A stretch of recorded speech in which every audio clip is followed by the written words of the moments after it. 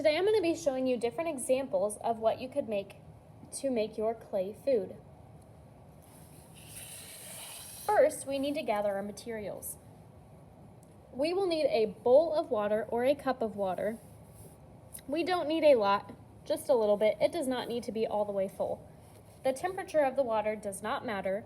We also want to make sure that we're keeping this a good distance away from our MacBook. That way we do not spill on our MacBook. You will also need your Sculpit clay. The next materials are going to be just odds and ends that you might be able to find around your house. So, some things that you might want to work with. Maybe a mechanical pencil, a toothpick, maybe your paintbrush. If you have an X-Acto knife and are safe with it, and your parent allows you to, you could use that. If your adult lets you use maybe different utensils. Scissors maybe a regular pencil. I have clay tools as well that I will be using today. Perfect. So once you have your materials gathered, you will be ready to begin. The first thing that we're going to do is move all of our materials to the side, and we're going to grab our Sculpit clay. Now we are going to start massaging our Sculpit clay, not opening up the package yet. So this kind of helps wake up our Sculpit clay to where it is going to be ready to work with. Once you've massaged your Sculpit clay and it feels pretty malleable or able to move around, you can open it up.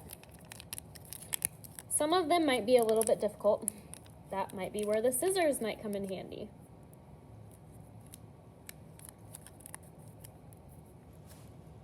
Once you get your clay opened up, you can feel that mine is kind of squishy. If yours is not squishy and it has cracks in it, what you might do is take your finger and put that in your water. And then rub that water along where it might be crackly at. That will kind of help moisturize our clay to be ready to work with. Then kind of squish, and this is actually kneading our clay together. Now, the first thing I'm going to show you is a possibility of how to make a pizza. So what I want to do is I'm going to take my clay and I'm just going to kind of rip a little bit off of there, because for my pizza I have different accessories like the crust and maybe my topping. So I want to leave a little bit of clay off to the side to be able to add those. The first thing that I'm going to do is I'm going to make a slab. So the slab is a flat piece of clay. So to make a slab, first I'm going to try and make it into a ball. So I'm kind of rubbing my hands like this with the clay in between. My clay chunked off a little bit because it had already been chunked off, so I'm going to add a little bit of water to that to get that to mold back together. Notice how I did not dip my entire clay into my water. That would make it way, way, way too wet, and I would not be able to work with it. Another way to form a ball is you might kind of pinch it in your fingers and move it around. Now I have a big crack right there, so what I'm going to do, I'm going to embrace that crack. I'm going to open it up, take a little bit of water in my finger, and put that water in that crack, and then squish it back together. And squish that crack away. Perfect. Once you have a sphere, what I'm going to do, I'm going to put mine down on my piece of tape on my table. I have like a crack in my table right there, so I'm going to move it over here. And I'm going to use the palm of my hand to kind of just squish that down. My first squish, it's pretty thick still, but it's a little uneven. So I'm actually going to flip this over and squish it again. And when I'm squishing it, I'm kind of moving my palm like this just slightly to make sure I distribute that weight out.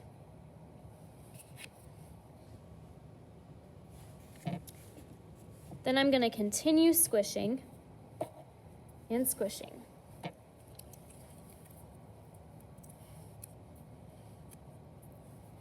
If you have a rolling pin, you could try to lightly roll that out.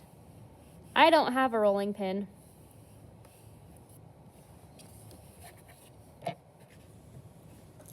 So I'm just going to continue squishing this to where it's getting an even flatness. I do not want it to be super, super flat like a pancake and super, super thin. So notice the difference between this and this. We do not want a flat pancake. We want a full, fluffy pancake. And now you have a slab. With a slab, you are able to cut out different items. So for my pizza, I would be able to cut out a triangle. If I wanted to make a Cheez-It, I would be able to cut out that square. So anything that you might need to cut out and that is flat, you can use a slab for. I'm going to use my X-Acto knife to cut out a triangle for my pizza. Now I'm not able to get my pizza out, so I'm going to do a relief cut, which simply just cuts an extra part of the clay open. That way I can then remove the clay around my pizza. For my crust, I'm going to add a coil. So to add a coil, my clay is a little bit crackly, so what I'm going to do is add a little bit of water to it and then make a sphere. From the sphere, I'm going to begin to roll out a coil. So I'm literally, the clay is underneath my hand and I am rolling it out on my table to create a coil. Now, I don't want my coil to get way, way too thin, so I'm going to measure it right now, and that looks like about good for my pizza crust. Awesome. To attach this on there, I am actually going to use my finger to get both pieces of clay wet. Notice how I am not dunking either piece of clay into the water. Then I'm going to kind of squish and squeeze this on to my pizza. So I'm just squishing it on there and smoothing out any edge that might be a little that might hang off. There I have my pizza crust. To make my pepperoni, I'm going to take part of this, roll it into a tiny sphere and squish it. Then I'm going to use some water on my pizza and a tiny bit on my pepperoni. And I'm going to squish that on there. And that is how you would make a pizza. You can use a slab for many things other than just a pizza though. For example, if I had a taco, you can use a slab for multiple things other than just a pizza. So, for example, if I wanted to make a taco, what I could do is I could use my slab. My clay's getting a little bit dry, so I'm going to use my finger to moisten that up. And I know it's getting dry because it's getting crackly, and the color also starts to change. It starts to look kind of like dough. To make a taco, what you could do is use a slab and cut out a circle.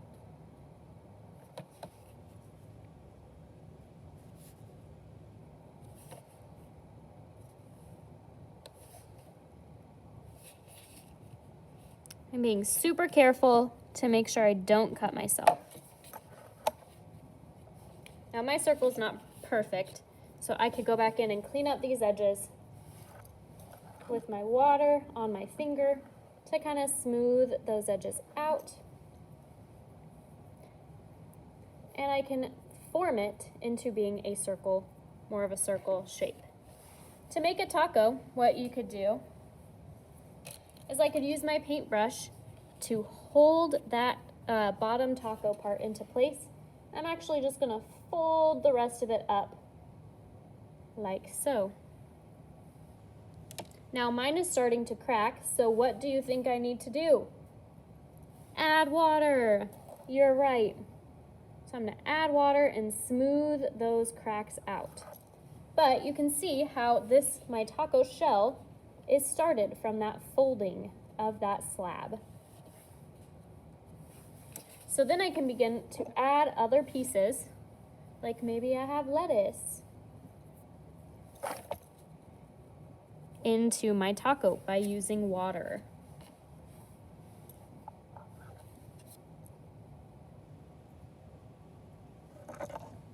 And kind of just squishing those to where I get them to how I want them to be.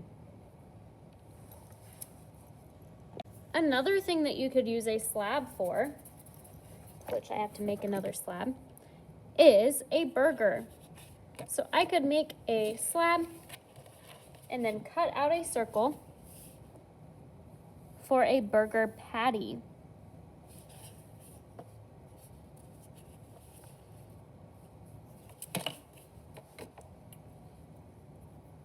So just like I did the taco shell, I cut out a burger patty. Then I'll need to take some extra clay. Again, mine is getting dry, so I'm going to use a little bit of water. And I'm going to make another sphere to start making the bun. Now to make the bun,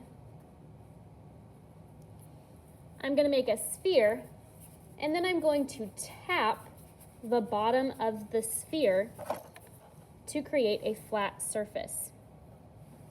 So here's my sphere. Let me move the taco out of the way. I'm going to tap, tap, tap to make the bottom flat.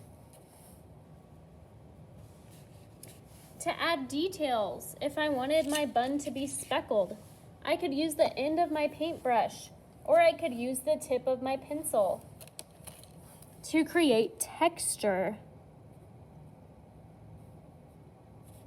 So maybe I want it to represent like sesame seed buns. I could also add texture on by taking extra clay and pulling off tiny bits and then sticking those on like so. So you can use your different materials to create texture to your food as well. So I have my bun and I have my burger patty. So then I would just have to make the bottom of the burger. And again, my clay is getting dry, and I know it's getting dry because I can feel the difference and I can see the difference as well. So my clay is kind of cracking and it's turning a different color. So it's turning a little dough-like. For the bottom of my burger, I'm going to make another slab. And then measure and cut that out. Now I want the bottom of my burger to be a tiny bit bigger than my bun, but not a lot bigger. I can also pull off stuff if you don't have a cutting utensil.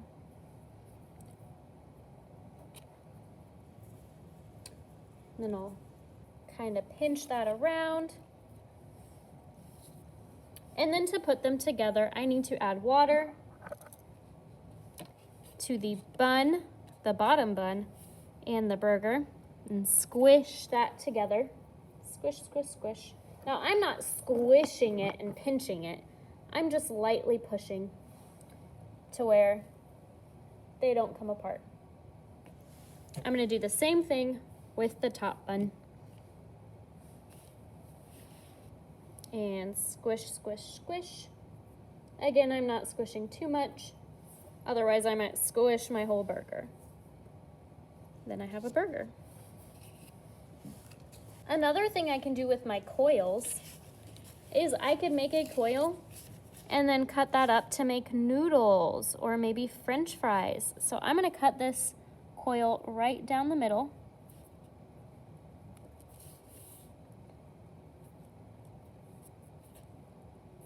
And then I'm going to cut those up to make French fries. Pull them apart. Now I have some French fries for my burger. Another thing that you can do is you could make a sphere, and you can actually make a hole in your sphere. So I'm gonna flatten mine down just a little bit. So I made a sphere and then I flattened it down. Then what I can do is I could take my paintbrush end or my pencil end, and I could push through all the way, straight through that, to create a hole in my clay. Maybe this could be a donut. Now, if yours cracks like that, what you can do once you pull off the pencil is add a little bit of water and smooth that out. What I'm gonna do, I'm gonna take this and kind of spin my pencil around to kind of open that hole up a little bit. That way I can pull my pencil off. Now, I have a little bit of goobers on the bottom, so I'm gonna just go ahead and flatten those and kind of pinch those into that hole. Then what I can do is take some water, flatten out my edges.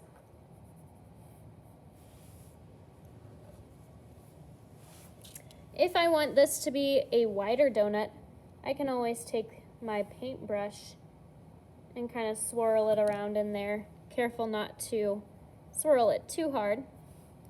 And then I can use my fingers to kind of mold it how I want it to be. For the topping of a pizza, I would take a flat slab